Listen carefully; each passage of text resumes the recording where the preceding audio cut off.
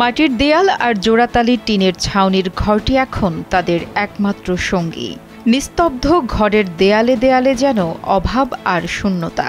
কোটা সংস্কার আন্দোলনের সংঘর্ষের মাঝে মাথায় গুলি লেগে মারা যান আবু সায়েদ।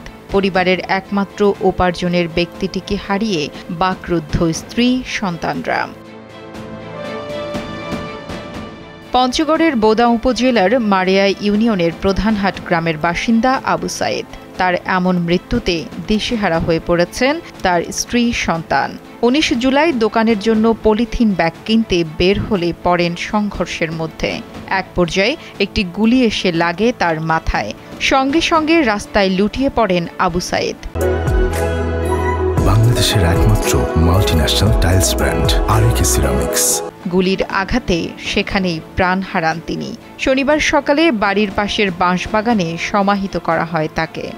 শুক্রবারে আমাদের বিকেলে টাকা দিতে চাইছে, আমাদের ভরা মশার জন্য, খাওয়ার জন্য।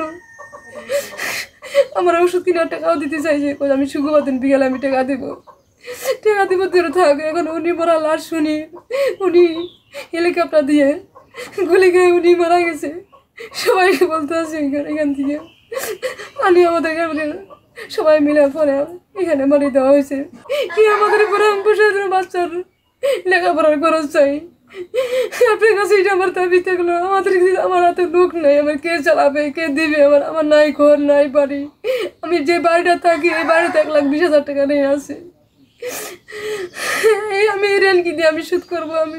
আবু সায়েদের গ্রামের বাড়িতে রয়েছেন স্ত্রী মাজেদা বেগম ও ছেলে মামুন ইসলাম। একমাত্র মেয়ে শাহনাজ আক্তারের বিয়ে হয়ে গেছে। ছেলে মামুন চলতি বছর এসএসসি পরীক্ষা দিয়েছেন। বাবাকে হারিয়ে বাকরুদ্ধ সেও।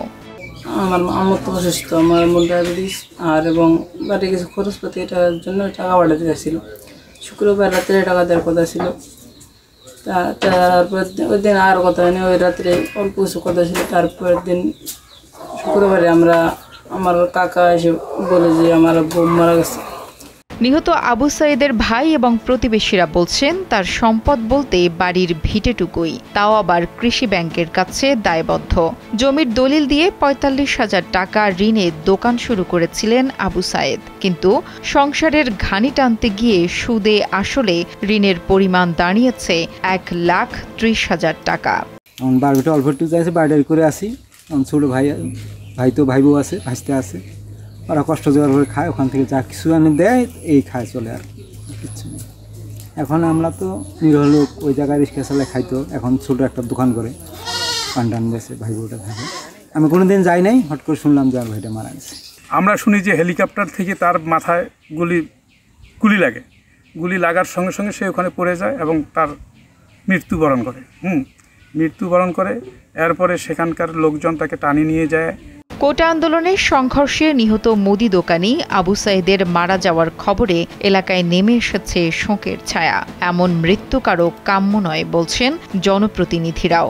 তার সন্তানও যে কিভাবে লেখাপড়া করবে, কিভাবে খাবে, কিভাবে না করবে, তারা তো কোনো দিশারাই নেই। তার বউ কিভাবে চলবে, ছেলে বউয়ের লেখাপড়া কিভাবে তারা শিক্ষা দিবে, এইগুলোর ব্যাপারে খুব অসহায়। দুবেলা দুমুঠো খাবারের চিন্তায় থাকা অসহায় পরিবারের গলার কাটা এখন চড়া সুদের ব্যাংক লোন। এ নিয়ে অজানা ভবিষ্যতের শঙ্কায় নির্ঘুম রাত কাটছে আবু সায়েদের পরিবারের। নুসরাত জাহান কলি, কালবেলা।